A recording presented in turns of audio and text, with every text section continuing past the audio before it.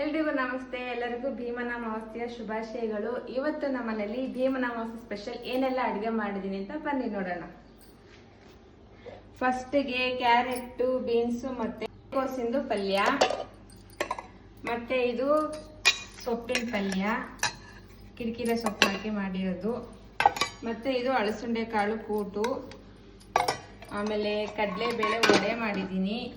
ಬೆಳಿಗ್ಗೆ ನೈವೇದ್ಯಕ್ಕೆ ಅಂತ ಹೂರ್ಣ ಹಾಕಿರುವಂಥ ಕರ್ಜಾಯ ಮಾಡಿದ್ದೀನಿ.